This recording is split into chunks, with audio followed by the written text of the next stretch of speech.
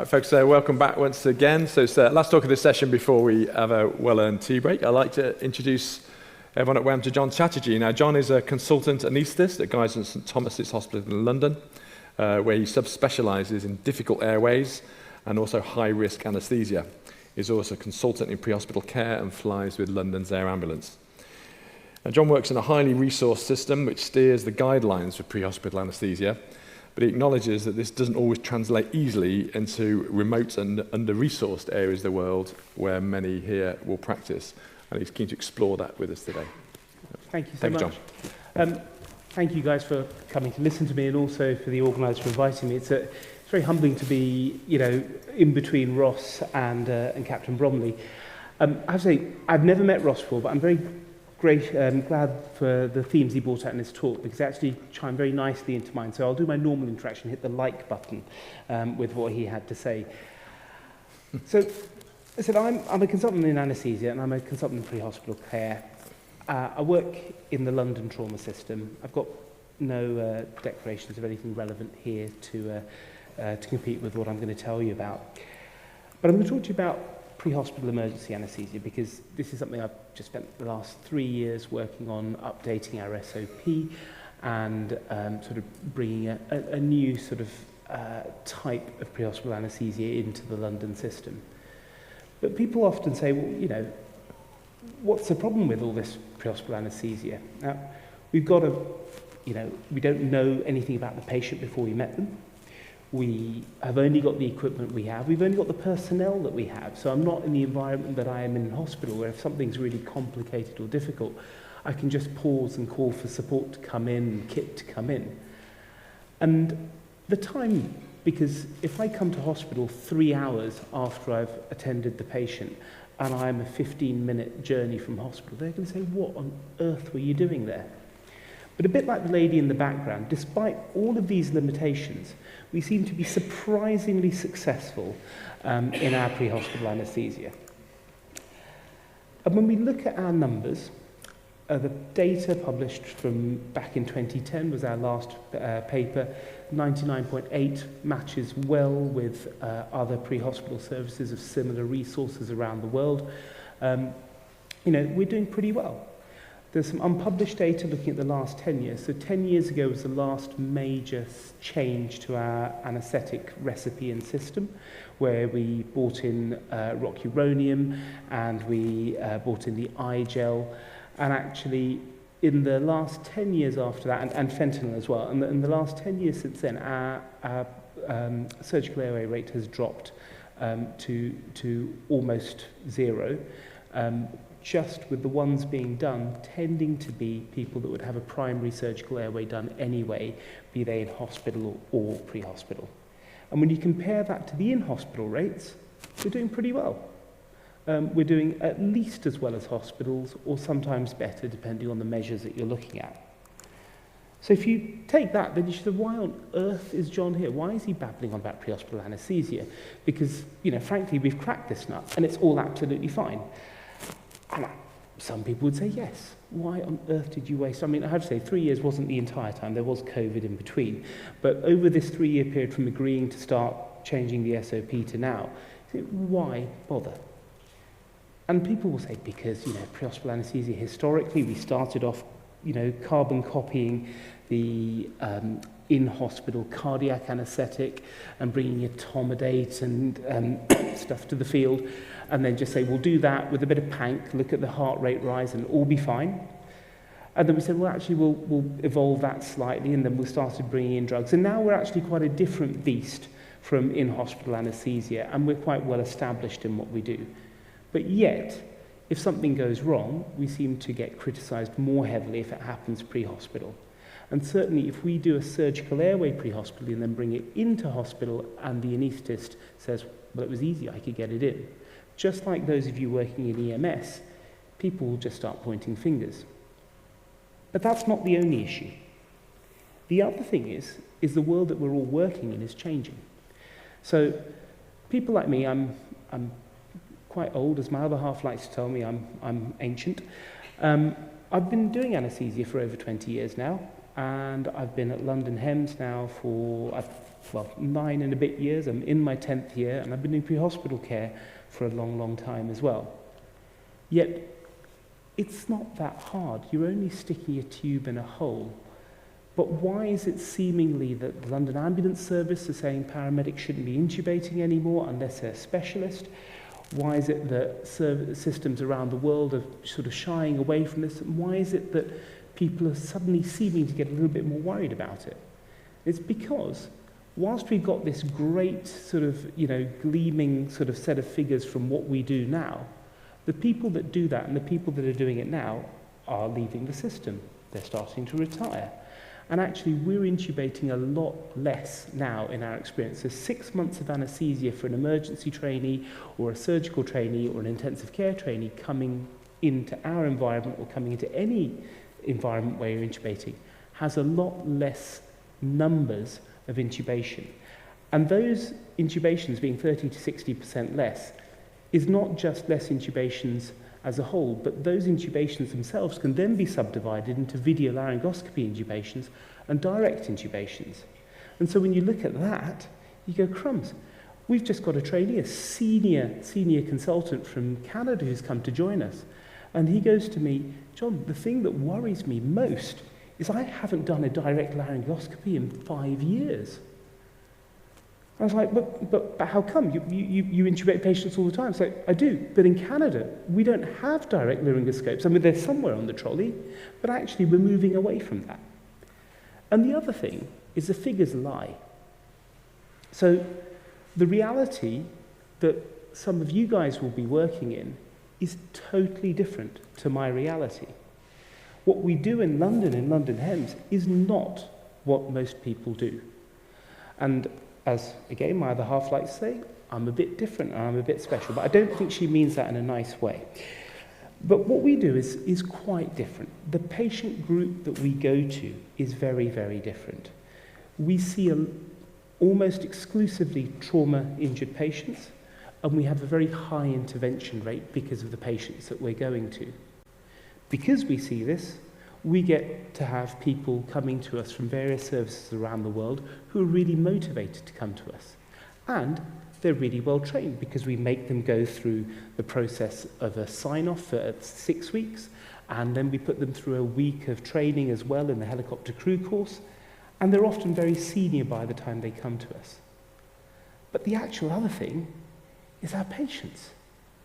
If you're in London and you're going to meet me out on the road, the chances are you've probably got a traumatic injury from being stabbed or shot. That's about 40% of what we do.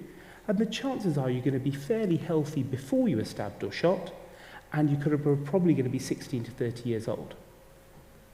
The change in the reality is that there are now patients who have had their head and neck cancer, had their resection, had their radiotherapy, and now they are deciding to get back and get fit for the remaining 20 years of their life and cycling on a high-speed carbon fibre bicycle with brakes smaller than the remaining hair that I've got. And then they fall off and have an accident, and suddenly they are not easy. That's not my reality, but that is the reality of someone, say, working in Yorkshire or in Scotland or somewhere where your trauma patterns are quite different. So the question is, what makes it work? Now, I'd like to think it's my brilliance. My other half tells me it is definitely not my brilliance. It could be our culture. So some of you in the room have worked in the London system, some of you have heard or seen the London system, and we have a certain culture about the way we do things. There are good things about that and bad things about that, but certainly it does seem to lead to good results. Now, it could be individuals. Now, if I drop some names of my consultant colleagues, like Gareth Davies and stuff, a lot of people in the room will have heard that name. And is it the individual that drives it? But you don't want a system where it's just the individual that drives it. And actually, whilst the individuals have driven change and the SOPs in our system, it's not the individuals who make the system run every day. And it could just be the fact we've got really easy patients. So I'm not going to go on and on about anaesthesia because I know I'm an anaesthetist and I love that, but I'm actually going to try and talk to you a little bit about the experiences and things that have brought me to sort of my understanding of how I think we can get these systems to work. So first of all, I'm not going to talk to you about an anaesthetic at all. The first thing I want to tell you about is my first thoracotomy. And it's like a sort of a London HEMS sort of, play school story, but this is a terrible, terrible thing that happened to this poor child. But it was my first experience. And I'm going to talk to this very much away from the patient, but about my experience and the system that worked around me. So I went to a 2.5-year-old child. I'd just signed off the week before. Gareth Davies had done my sign-off, and I was like, there you go, I've got my badge. I'm it. I've got the orange jumpsuit. I'm in the red helicopter. It's a job I wanted to do for a long time. I can do this. I can do anything that comes to me because I've read the SOP. I can recite the SOP backwards. I know how many gauze swabs there are in that pack. I'm done. Job comes in that it's a 2.5-year-old, traumatic arrest. The first part of the morning was coming to work and meeting a chap called Pete Appleby, an excellent paramedic, but not someone I've ever worked with before or ever met before. And the captain for the day was Captain Neil Jeffers, our chief pilot. He's Captain Dude on Twitter, still got the best handle. But again, a pilot that I'd not actually actively done a difficult job with. He'd been there, but I've never actually worked under pressure with him, and I've never worked with this guy before. So this 2.5-year-old child had been left unattended for a matter of a few moments and had pulled a mirror that was in the bathroom off the wall, and the mirror had come down and smashed. And it wasn't a safety mirror, and it had very sharp shards. And the kids, in surprise, had then fallen forwards. And in one of those bizarre accidents, the shard of glass had gone through and lacerated the femoral artery. So I'm coming to a 2.5-year-old in a hypovolemic cardiac arrest. My first thought, well, I'm not sure if I'm supposed to swear here, but feel free to beat this out, was, fuck. So it's like, what do I do? It's like, well, I've got the SOP, but I'm not sure. I mean, I've been trained in doing thoracotomy on an adult.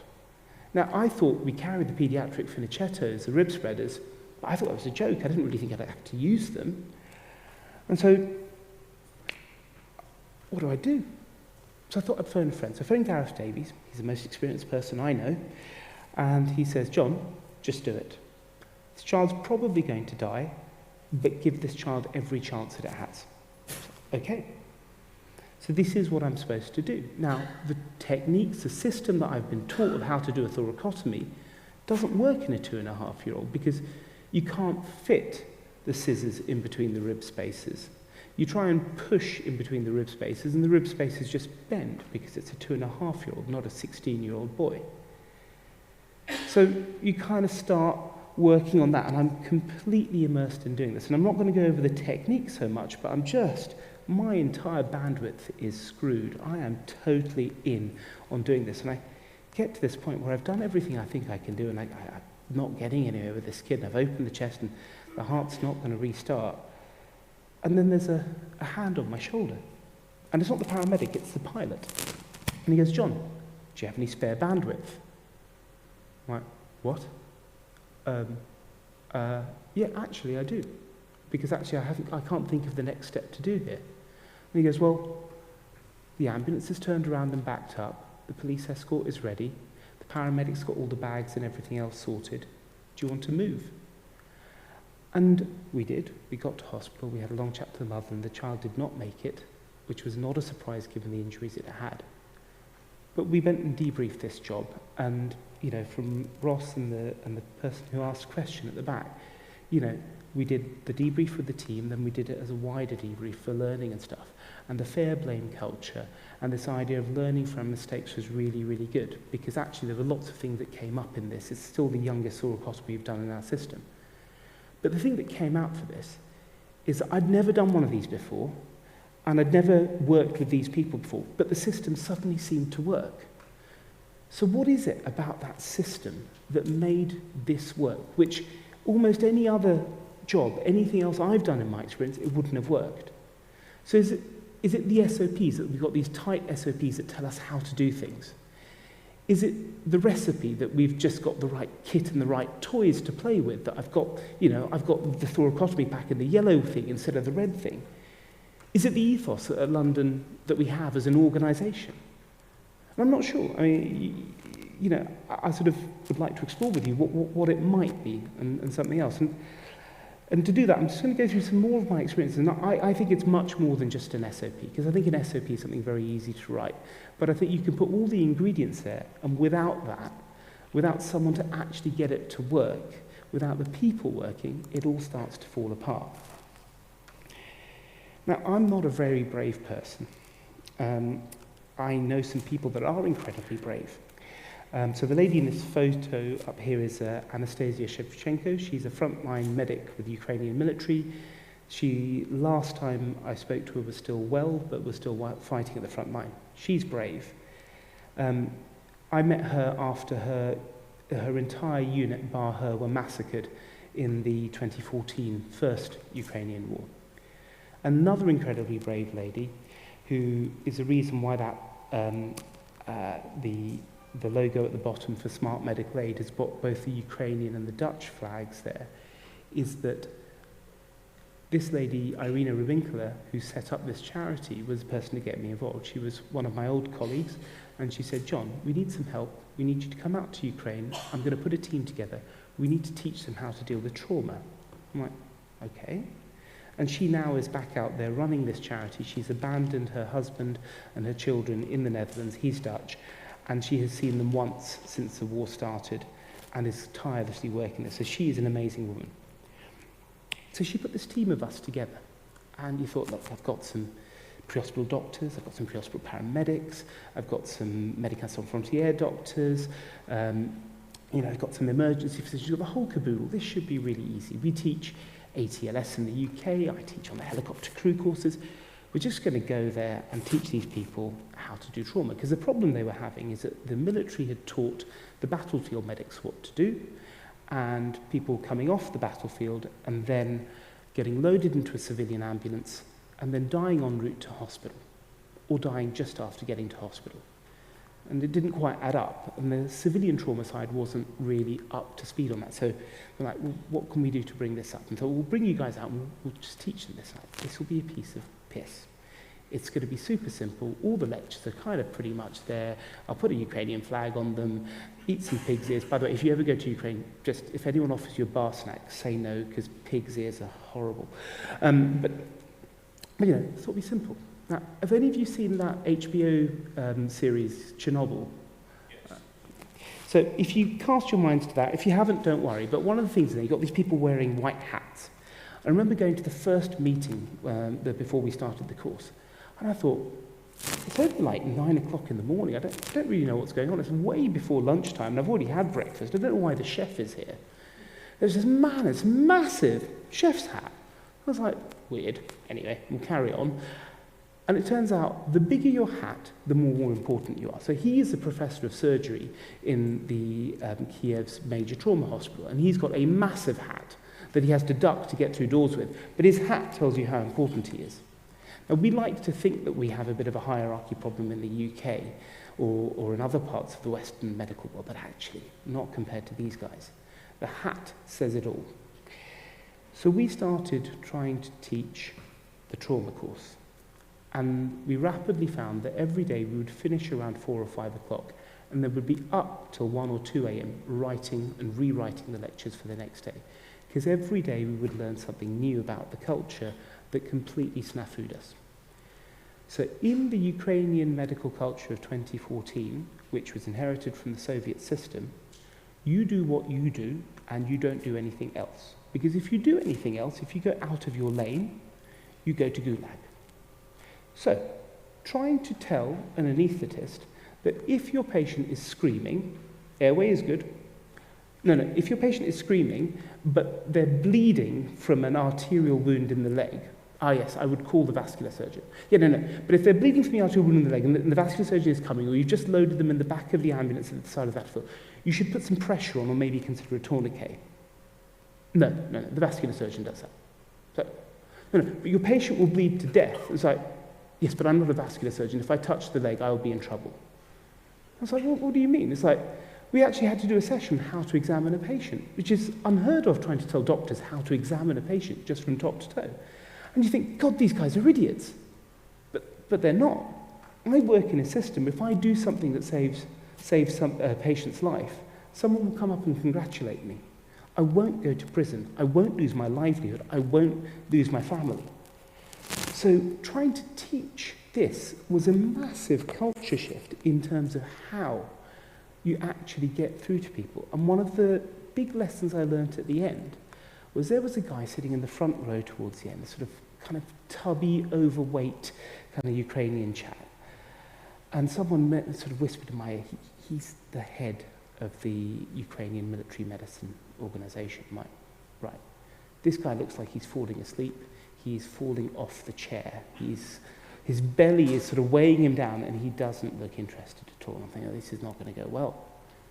And then afterwards, in the feedback, he turned to everyone and said, this is the best course I've ever been on. You all need to learn from this. And then one of my Ukrainian colleagues explained to me is, he's got the biggest hat. His hat is so big, he's not even wearing it.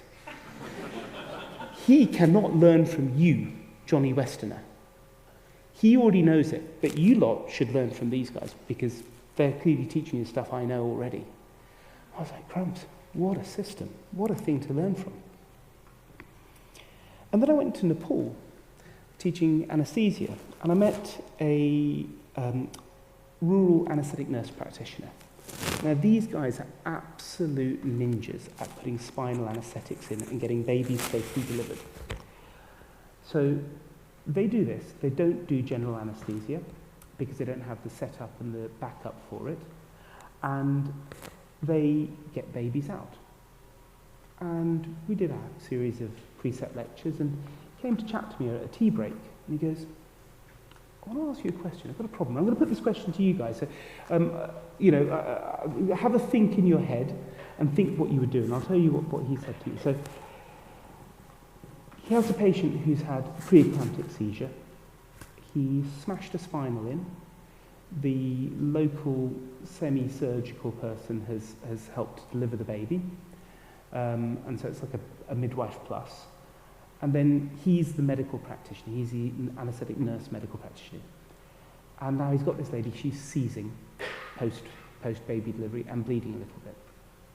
And he goes, what would you do? And I was like, well, what would you do? The answer of most anaesthetists who've done maternity practice, you anaesthetize her, you stop her seizures, you transfer her out somewhere where she can get treated. And he goes, yeah, there's a problem with that though. I'm 12 hours by road from the nearest hospital. So okay. And I go, right, well, look, I wear an orange jumpsuit. Man, I've done thoracotomies and stuff. I can tell you what to do. It's simple. You've got to make some hard decisions. Sometimes patients die.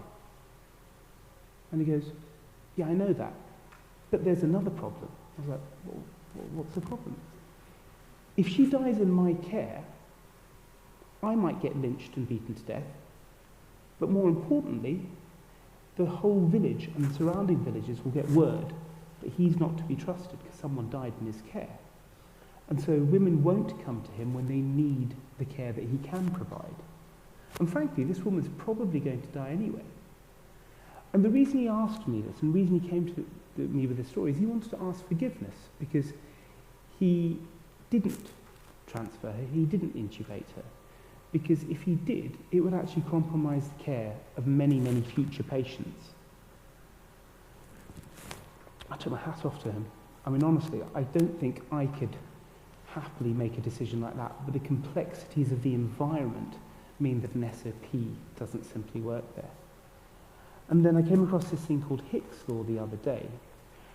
And I mean, this definitely works in my household. The more decisions you give people, the more decision paralysis that you have. And actually sometimes boiling down decisions to these really difficult but sort of 1-2 decisions where you just go one way or the other and go down a decision path. And you might come to that and look back and go, how the hell did I end up here? But actually those decisions are what lead you there. And actually if you sit there and go, well, I could do everything, actually sometimes you'll find that it becomes much, much harder. Now, my friend Noor, when Ross was talking about having a Yoda critical sort of friend to go to, Noor is that friend. She's in the photos there with her husband at her wedding in Malaysia. She's an incredibly bright Malaysian British doctor. and works a lot with Médecins Sans Frontières and has done a lot of anaesthetic missions around the world.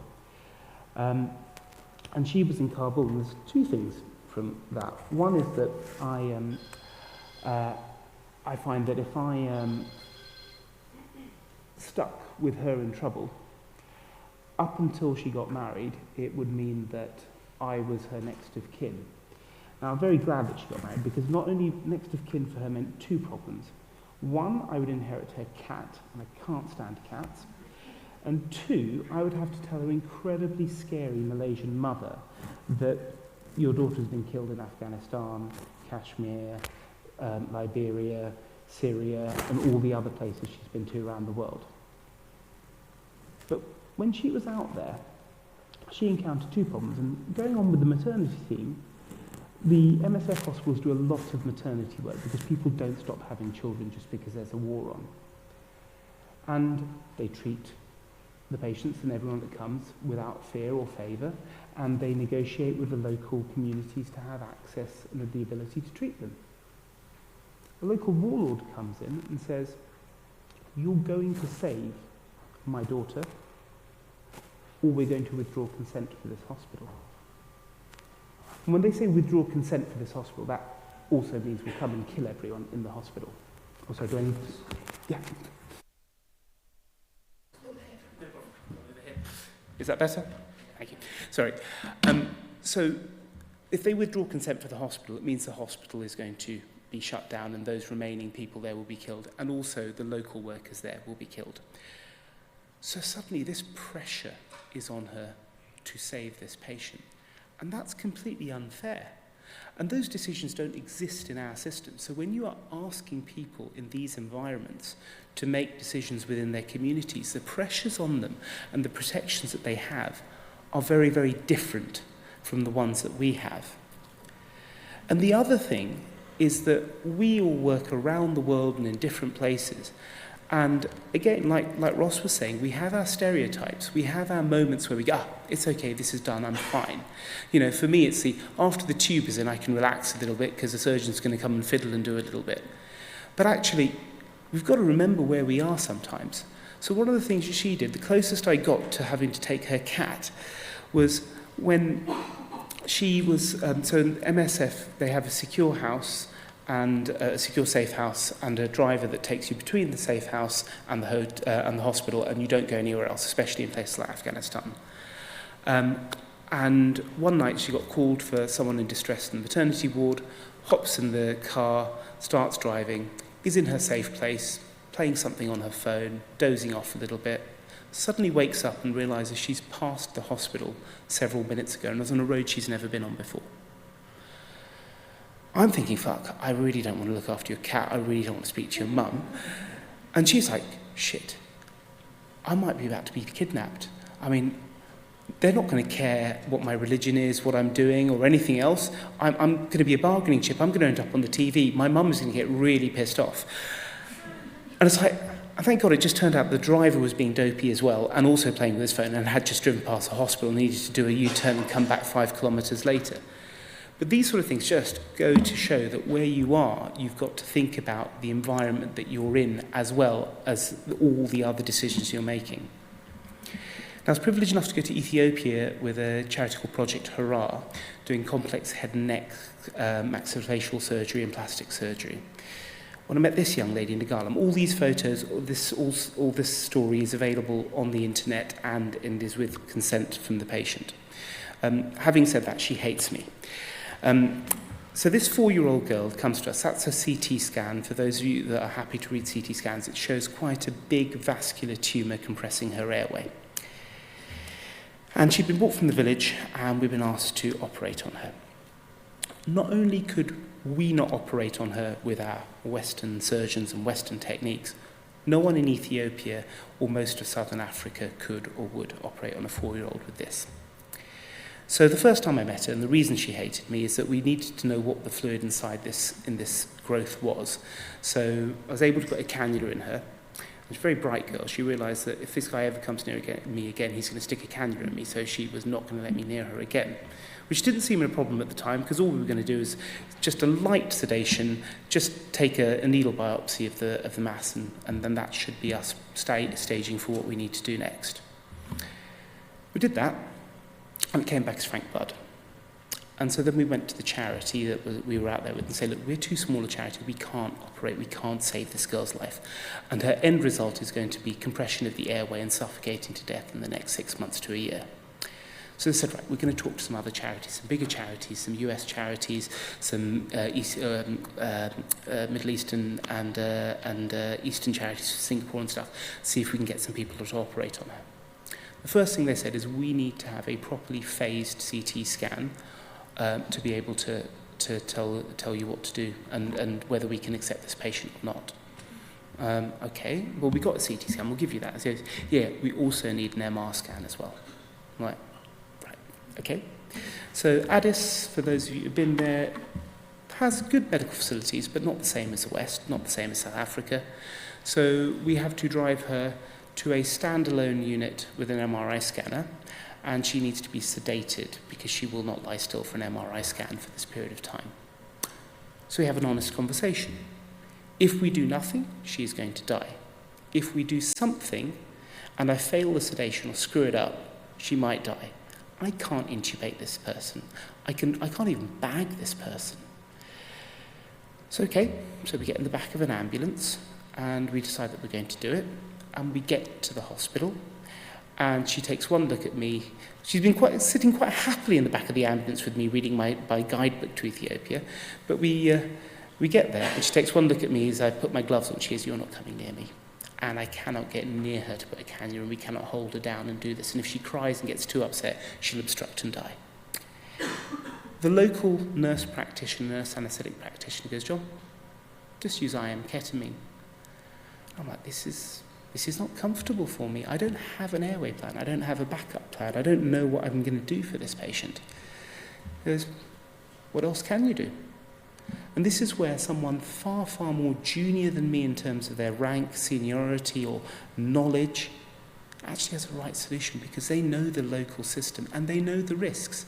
And she knows that the mother has had everything explained to her, and she knows that we're the last ditch attempt for this child and for this mother and father. And they know that if we do nothing, this child is going to die. They're already resigned to that fact. So unlike the practitioner in Nepal, they've actually got the family on side here. So we did, and we got the scan, and I'm very pleased to tell you that she did really well. So an American charity picked her up, and about 8 months later, that's her in Lenox Hill Hospital in New York. They did the operation, and that's her happy. But this comes as a result of good people, but the decision-making as well along the way, and a bit of luck of being in the right place at the right time. So Noor also went to Kashmir with a Malaysian charity, and she was there after the earthquake back in the early noughties. And she had a patient that needed to be evacuated out. So they needed to get the local military, the Pakistani military, to airlift this patient down the mountain to a hospital. Noor's a senior anaesthetist. She's one of these ladies you come across in hospital who looks incredibly young, but is incredibly capable, incredibly senior, and has had so many times in her life, the misogynistic patient or colleague come up and ignore her and speak to her male junior, that she is feisty as, I won't say the word, but she won't take that crap. And why the hell should she? She's earned every stripe on her shoulder. Yet she's stuck in Kashmir, and the Pakistani army general will not speak to a woman. Women are not doctors in his eyes, and certainly not speaking to a woman that looks like a little girl like her. So the porter has to front up with her sitting demurely in the back wearing a headscarf, which is not something she normally does, and trying to be as submissive and out of the way as possible, totally out of her normal character and her normal role in order to do this. And I was going to put a picture of the Qatar World Cup on here, but I don't want to be too controversial. But I think there are some things that we fight for in the world that we should do as organisations and as leaders in our various areas. But there are other times when we've just got to do the right thing for the patient and swallow something that might be quite unpalatable happening to us. And the last thing I was going to talk to you about, before I will give you the answer to pre-hospital anaesthesia, I promise, was when I went to Liberia, and again I went to teach anaesthesia. And the chap that took us out there is a very strong Christian, has done lots of missionary work over the years, and is also an excellent anaesthetist. And he had all the local contacts, and he'd been out there for a long time doing multiple missions over the years, including after the Sierra Leonean and Liberian Civil War. At which point he got to meet this chap, Joshua, and he said Joshua's going to be helping us on the course. Now, I hadn't really had time, had the internet connection to really Google who this guy is, but has anyone been here to see Book of Mormon? So you know the character in that, it's general butt naked. Well, Joshua's the chap he's based off. He is the original General Butt Naked. So the nom de guerre in these guerrilla calls within the Civil War all took on names that were supposed to, strike fear into their opponents. So you had General Mosquito, and his opponent was called General Mosquito Killer. And it's all sort of kind of funny until you hear about what they did. He would do ritual human sacrifice. He would eat babies. He says he's given up cannibalism now.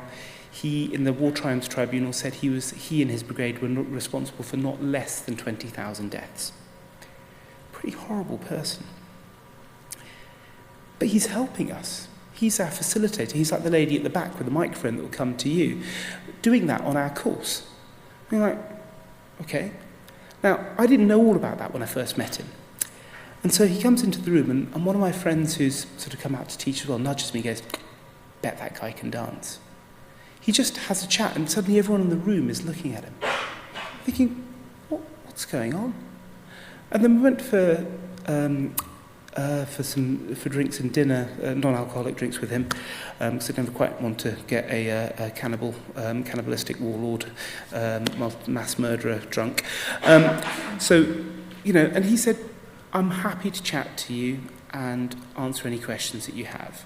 My friend Norm was on this trip as well, and she sort of stood around the corner going, I really want to hear the answers to the questions that John's asking, but I also don't want him to be murdered and eaten. But this guy has something about him that makes people follow him. Follow him to their deaths. He's got a leadership ability. Now, if you separate that from his amoral decision-making, he's got something that when he wants to get something done, he can get it done in a system. In a system like Liberia, which is a bit of a mess of a country, even a decade after the Civil War, he can get things done. And so one thing I took away from him, with all these stories, I sort of try and take something away. The thing I took away from him is, if you've been off the massively unpalatable part of most of his life, this is the first true leader I have met. And I haven't had the opportunity. I've met Boris Johnson, but I don't put him in the same class. This is a man that gets people to follow him wherever he goes. And you all know people like that in your medical and social circles. Not mass murderers, I hope, but people that have an ability when they walk into the room to just get you and get people going with them.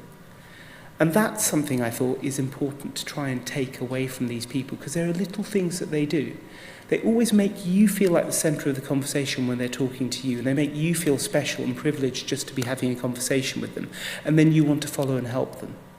And if we can bring these things into our practice, it actually makes life a lot better. So the overall thing, so to recap over the things that I've kind of taken away from this, is that you've got to try and understand other people's perspectives and their systems. You've got to try and put yourself in their shoes and why they're making the decisions they're doing. And then start trying to be sensitive to the difficulties of decisions around you and the bits around you. Now, many of my friends will know that I've often said that I see myself as an Asian George Clooney. Other people don't see the resemblance, but I definitely see it. But I see, ideally, the ideal practitioner to be someone halfway in between the caring, right sort of head medically of the George Clooney character in ER, and then this terrible, terrible TV program called SWAT. It really is awful. But it's one of those things you can happily put on in the background and watch, but it's got this guy, Hondo. And every time they go in with guns, and it's like, you've dropped a sweet rapper, we shot him 10 times. But it's fun. But he always says, stay liquid. And it's like, you think, well, what about your cock?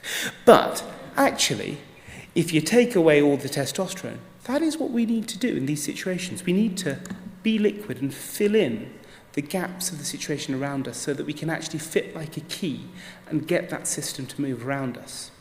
So it's not just about, the right SOP. I think people are generally good, but if we're intelligent about it and think about the world we're in, I think it will work. Now, I know some of you might have tuned in because you want the answer to pre-hospital emergency anaesthesia. This is my last slide.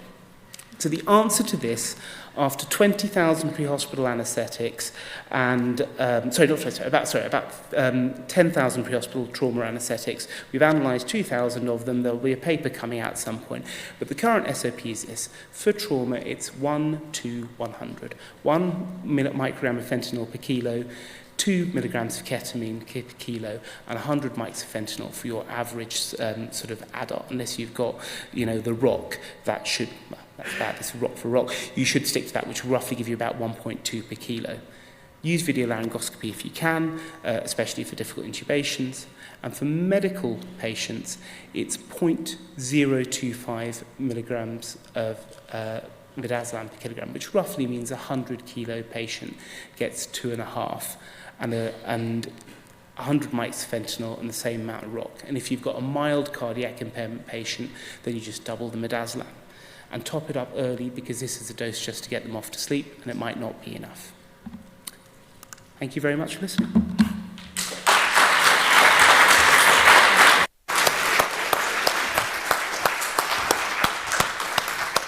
Brilliant, John. Thank you. That's hugely thought-provoking yet again this afternoon. Any questions in the room or any online?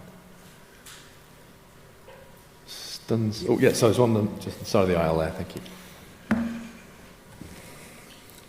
Really great talk. Thank you. Just wanted to ask if, I'm sure it has, but those experiences in different countries, has it changed the way you practice anaesthesia in NHS and in your pre-hospital job? Yeah, absolutely. I think very much in the NHS, it's made me understand, because the NHS is a really good smorgasbord of people coming to work from around the world. And understanding their perspectives and the hierarchies they come from has helped getting the team to work in hospital. But I think the flexibility of understanding that, guys in our... Sorry, I think this one's interviewing. In guys where we have a set recipe for how we do an awake fibre optic or awake tracheal intubation, you don't have to do that. You can do it with ketamine, you can do it with other agents as well. And so that flexibility is what being around there has taught me. And just listening to practitioners that may not have the same number of letters after their name, but have a huge amount of experience, and getting those pearls and nuggets from them is like literally having those Yodas sitting around you telling you helpful things. But yeah, it makes a huge difference to what we do. And pre-hospitally as well, I remember a friend of mine from a Scandinavian service saying, is it okay if we don't take the patient out of the vehicle to do the RSI as per your SOP? I was like, well, we normally do for these reasons, but why would you not want to? It's like, because there are reindeers that can be quite aggressive, and the snow was down to our waist. And I was like, dude, it's your world, it's your system.